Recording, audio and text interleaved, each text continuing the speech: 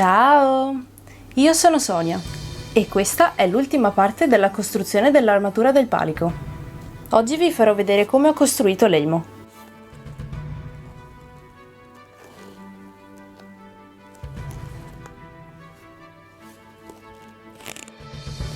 Facciamo partire il video.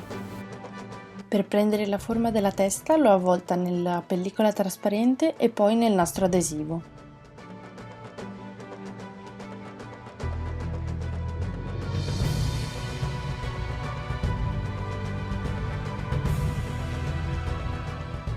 Con il pennarello nero ho diviso in sezioni la forma e ho messo dei segni di riferimento, in modo da poter appiattire il mio cartamodello. Mi sono concentrata solo su una metà, perché poi mi basterà specchiare il cartamodello per avere l'elmo simmetrico. Poi ho numerato i pezzi per riuscire a riconoscerli meglio.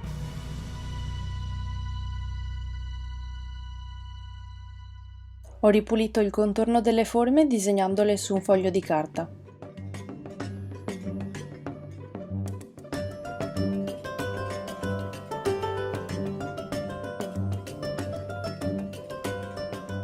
Dopodiché le ho trasposte sul foam utilizzando un pennarello bianco. Per ogni forma l'ho capovolta e l'ho ripetuta 2 volte in modo da avere una destra e una sinistra. Lo spessore di foam che sto utilizzando è da 5 mm. Ho tagliato con un taglierino molto affilato. È importante tenere la lama perpendicolare al foam, per avere un taglio più preciso possibile.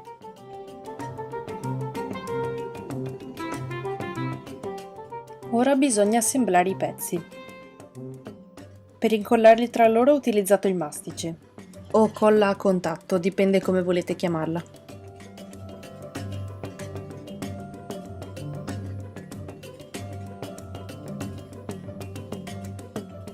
Prima ho incollato i pezzi a 2 e successivamente tra loro.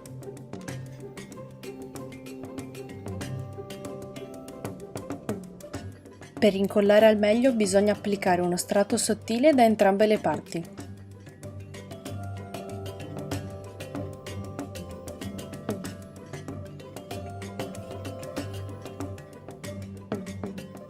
Dopo qualche minuto che la colla si sarà asciugata, attacco con cura i pezzi tra di loro, facendo molta attenzione.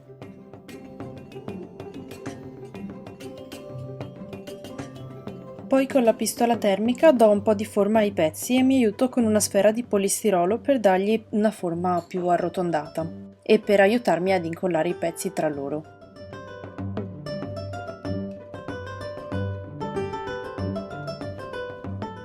Come vedete procedo lentamente ad incollare i pezzi, facendo molta attenzione, perché il mastice è una colla piuttosto forte per il foam.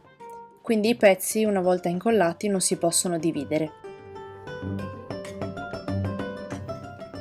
Ora che ho creato la base, prima di procedere oltre, faccio una prova per vedere com'è la misura.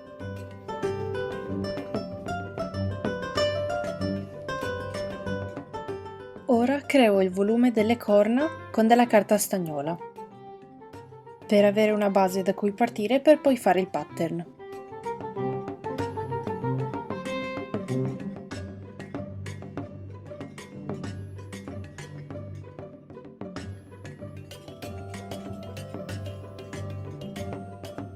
Poi prendo la forma con il solito metodo.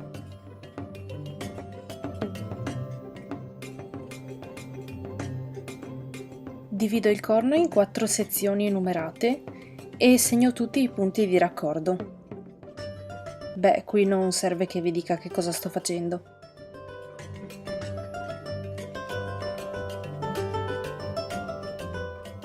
I segni mi servono come riferimento per incollare i pezzi tra loro. Lo spessore del foam è sempre da 5 mm.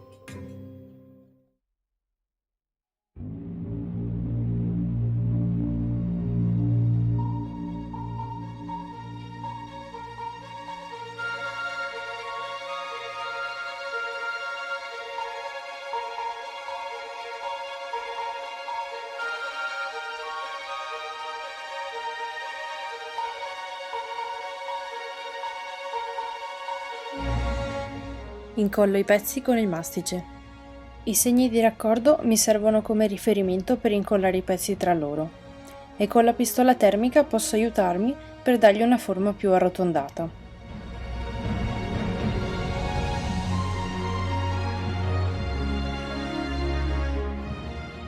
Ed ecco qui il nostro corno.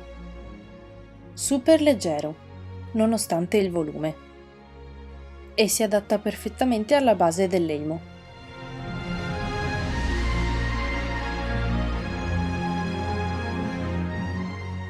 Ovviamente per fare l'altro ho dovuto capovolgere tutti i pezzi.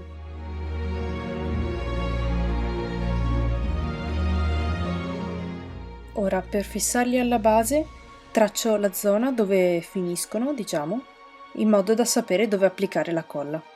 Poi per creare i dettagli aggiuntivi che ci sono sull'elmo ho usato i cartamodelli che avevo già e li ho modificati. Qui sono state necessarie alcune prove con la carta.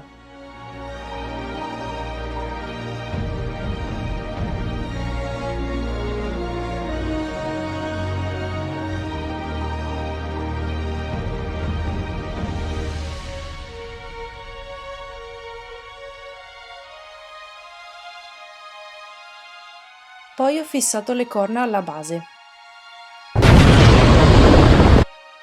super rinforzate con la colla a caldo.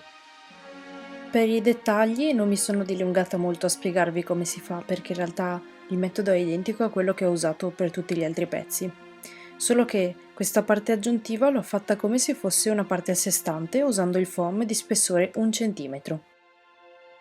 Poi successivamente l'ho incollata alla base con il mastice e ho segnato le parti dove doveva andare la colla.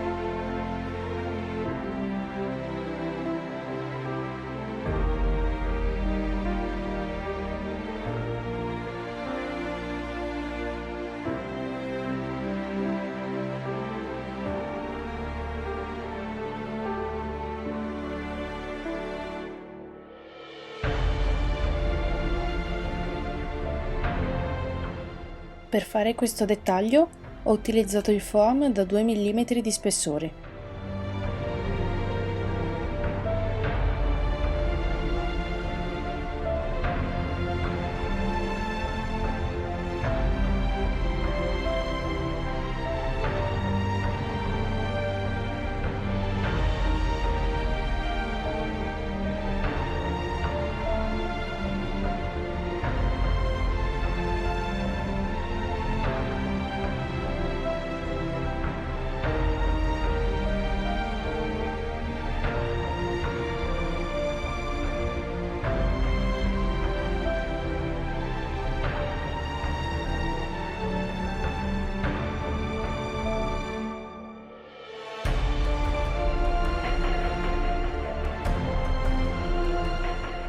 Poi ho disegnato i dettagli che farò dopo. Alcuni mi servono come riferimento per quando utilizzerò il Dremel, mentre altri sono dei dettagli aggiuntivi che aggiungerò dopo.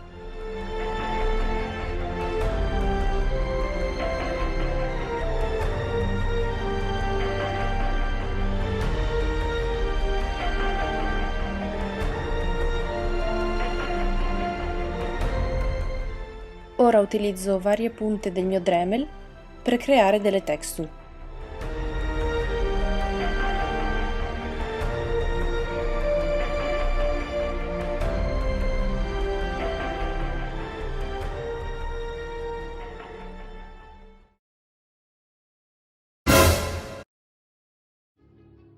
Il Dremel è praticamente un trapano con le punte intercambiabili e ci sono così tanti tipi di punte che vanno bene per creare tantissimi tipi di texture.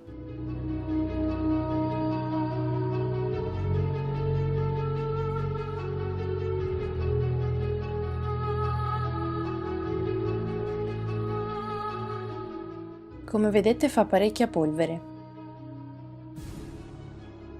Con il pirografo ho tracciato queste linee.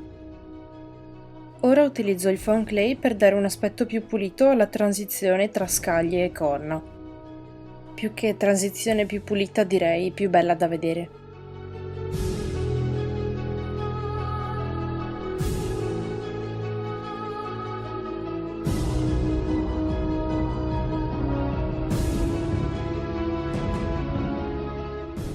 Per lisciare la superficie mi sono aiutata con l'acqua.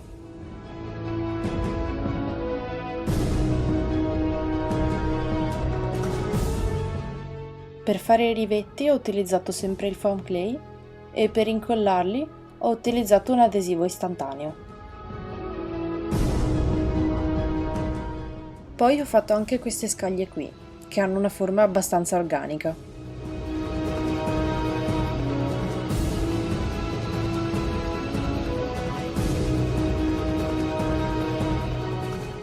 Mentre per le scaglie posteriori ho utilizzato le stesse che ho usato per fare i bracciali. Utilizzando un taglierino con la lama molto affilata, ho tagliato con un'angolazione obliqua, in modo che una volta incollate le due metà delle scaglie vengano fuori appuntite.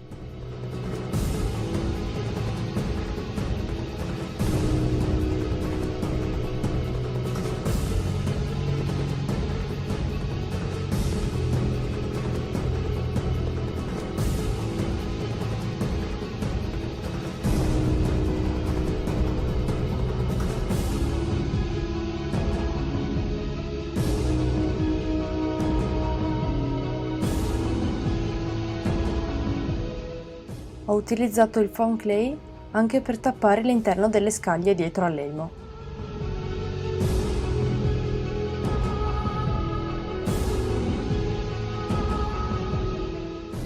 Ho aspettato 24 ore prima che si asciugasse il foam clay. Ora metto il primer. Ho utilizzato il Flexbond e l'ho applicato con questo pennello piatto. Per applicarlo meglio mi sono aiutata con dell'acqua.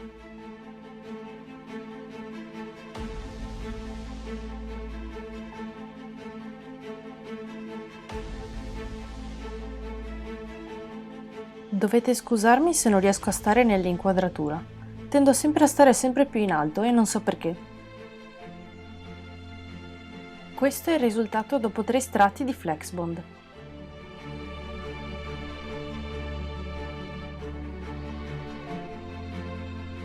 Per dipingere utilizzo gli acrilici.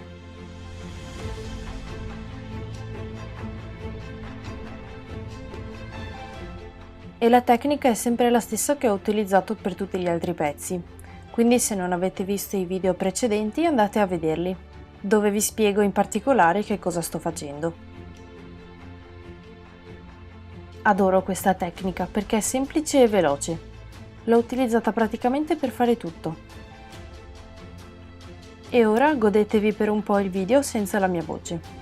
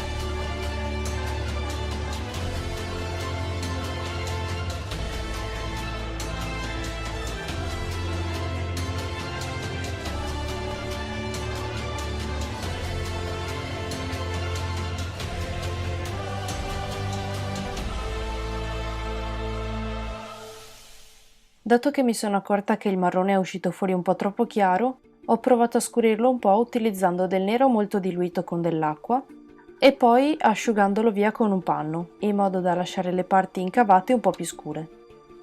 Sull'elmo ci sono 2 tipi di metallizzato, quindi ho provato a tenere il pezzo centrale con la base nera e i 2 lati con una base blu.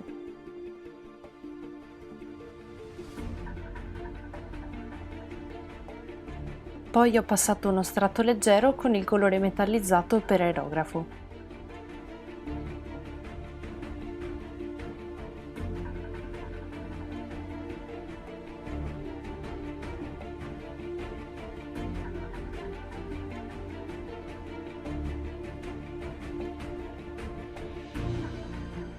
Questa parte è sempre soddisfacente.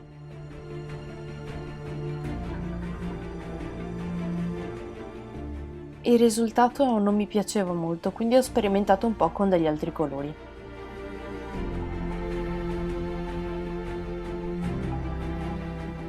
Poi ho usato il Goldfinger per dare un effetto più metallico. Solo in alcuni punti però.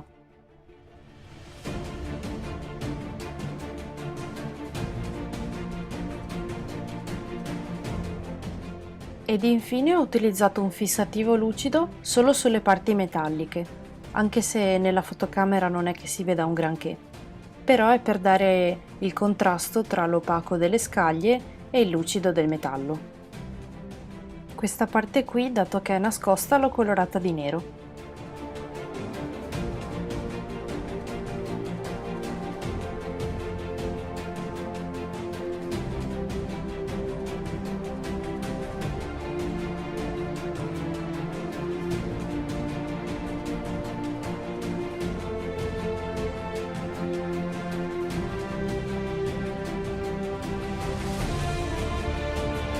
E questo è tutto. Grazie mille per aver visto il video e spero che sia stato di ispirazione. Per qualsiasi domanda scrivetemi su Instagram oppure qui sotto nei commenti e vi risponderò volentieri.